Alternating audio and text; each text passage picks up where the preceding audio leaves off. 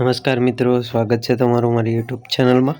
તો મિત્રો, આજે આપણે આ વિડીયોમાં માનવ કલ્યાણ યોજના વિશે ચર્ચા કરવાના છે કે આમાં ફોર્મ કોણ ભરી શકે, કઈ કઈ સહાય મળે છે અને ઓનલાઈન અરજી કેવી રીતે કરવી તે તમામ બાબતની ચર્ચા કરવાના છે। તો વિડીયો પૂરો જોજો અને ચેનલને સબસ્ક્રાઈબ ના કરી તો સબસ્ક્રાઈબ કરી દેજો, જેથી કરીને આવનારા તમામ નવા વિડીયોનું નોટિફિકેશન તમને મળતા રહે। તો સૌપ્રથમ તો યોજનાની પાત્રતા જોઈએ કે કોણ ફોર્મ ભરી શકે। તો એ અંગે એ માહિતી તમે જોઈ શકો છો કે ઉંમર મર્યાદા 18 થી 50 વર્ષની વચ્ચે હોવી જોઈએ। 18 વર્ષથી નીચે પણ નહીં અને 50 વર્ષથી ઉપર પણ ન હોવી જોઈએ।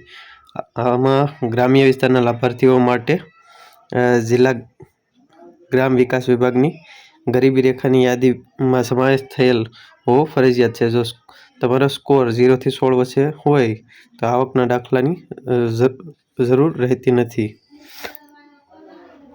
આવક મર્યાદા અરજદારના કુટુંબની વાર્ષિક આવક 6 લાખ સુધી હોવી જોઈએ। તે માટે સમકક્ષ અધિકારીશ્રી, જેમાં મામલતદાર, તાલુકા મામલતદાર, નગરપાલિકા ચીફ ઓફિસર, મહાનગરપાલિકાના અધિકૃત અધિકારીનો આવકનો દાખલો રજૂ કરવાનો રહેશે, કોઈ પણ એકનો।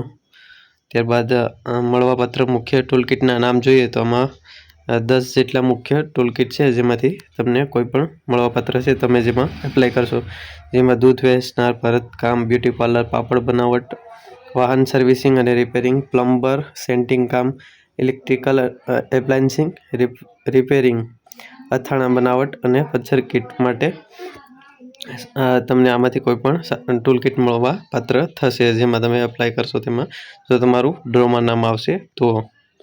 જરૂરી ડોક્યુમેન્ટનું એ લિસ્ટ આપેલું છે, જેમાં આધાર કાર્ડ, જાતિનો દાખલો, પાસપોર્ટ સાઇઝનો photo, ration card, mobile number, વ્યવસાયલક્ષી તાલીમનું પ્રમાણપત્ર, આવકનો દાખલો, નિયત મર્યાદા એટલે કે 3 વર્ષ પૂરા ન થયેલા હોય તેઓ।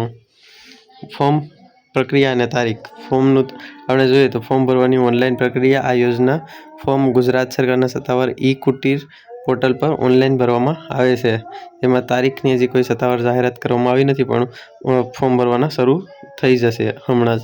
અને તેમાં ફોર્મ કેવી રીતે ભરવું તે આપણે આ વિડીયો લાંબો થઈ જશે, એના અલગથી આપણે વિડીયો પ્રોસેસ બનાવશું, કારણ કે મેં હજી ડોક્યુમેન્ટ પણ સ્કેન કરેલા નથી મારી પાસે અત્યારે, નહીં તો અત્યારે જ ફોર્મ ભરત, પણ હું બધું કમ્પ્લીટ કરી લઉં પછી ફોર્મ જે ભરીશ ત્યારે ઓનલાઈન વિડીયો બનાવીશ કેવી રીતે ફોર્મ ભરવાનું છે। તો ચેનલને સબસ્ક્રાઈબ કરી દેજો, જેથી કરીને એ ઓનલાઈન ફોર્મ ભરવાનો વિડીયો તમને જલ્દીથી મળી જાય।